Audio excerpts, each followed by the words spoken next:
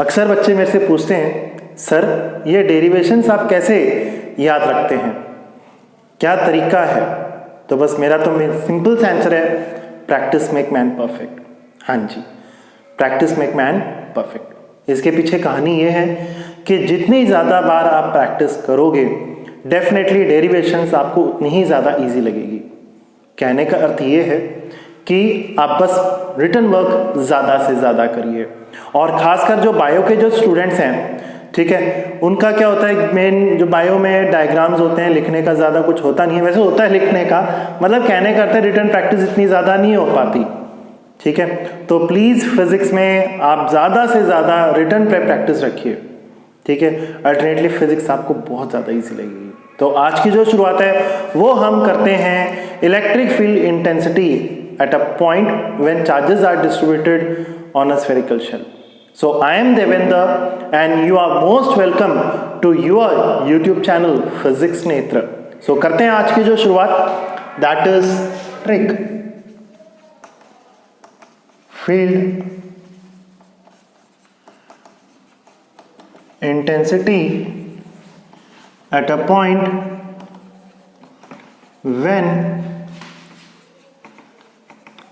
charges are distributed uniformly on spherical shell। spherical shell, अब खास बात क्या है, स्फेरिकल शेल है, ये रहा आपका स्फेरिकल शेल, और इस पे चार्जेस यूनिफॉर्मली क्या है, डिस्ट्रीब्यूटेड है, लाइक दिस, ये रहे, और पॉजिटिव चार्ज हम लेंगे, थिंक पॉजिटिव, सब कुछ अच्छा होगा। सो ये हमारे पास क्या है, पॉजिटिव चार्ज है।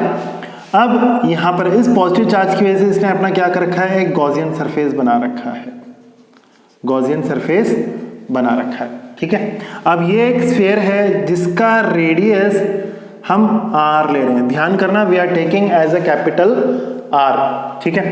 अब एक पॉइंट यहाँ पे हम क्या करेंगे, P लेंगे, और ये पॉइंट यहाँ से यहाँ तक इसका जो डिस्टेंस है वो स्मॉल r रहेगा, ठीक है। तो इसे वर्ड्स में लिखेंगे, let a point P be situated,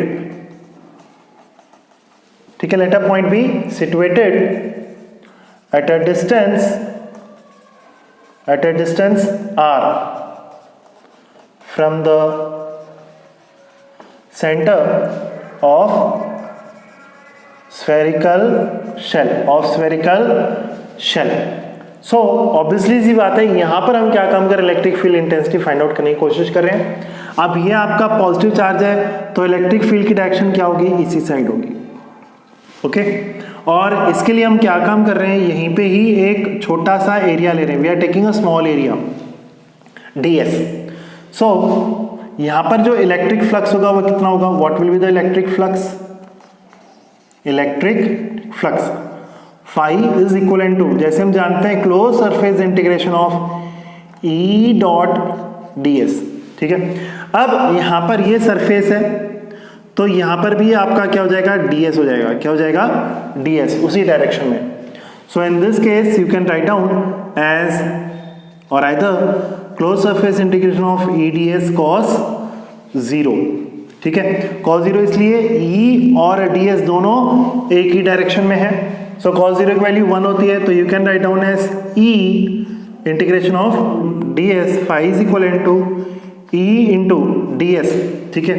ds यहाँ पे रहेगा आपका सरफेस एरिया ऑफ स्फीयर, ये हो जाएगा आपका 4 पाई r स्क्वायर, ठीक है, इंटू ये आपका आ जाएगा 4 पाई r स्क्वायर, ठीक है। चलिए आहार मैं ऐसे बना देता हूँ, ठीक है, क्योंकि डायग्राम में इस हिसाब से है, ओके।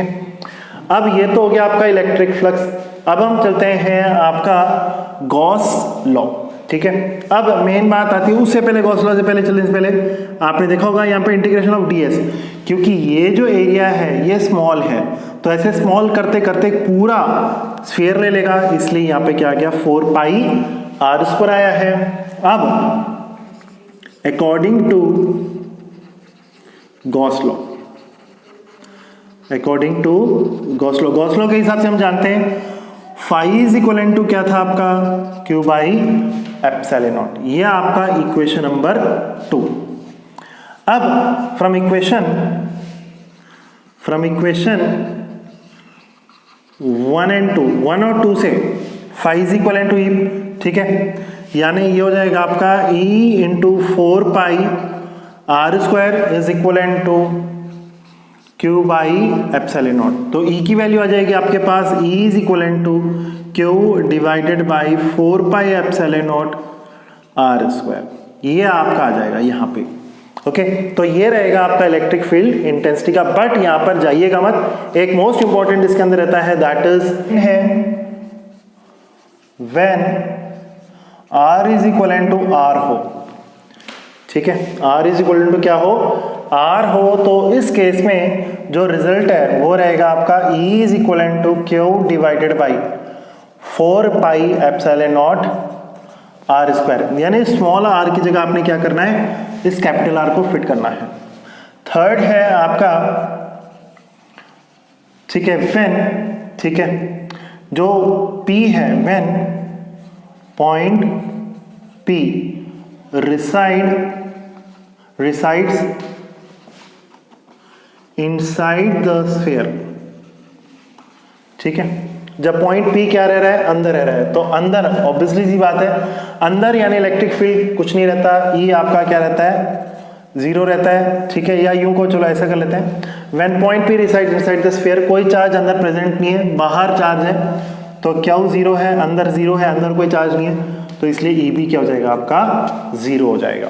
EB क्या हो जाएगा, 0 हो जाएगा। ओके,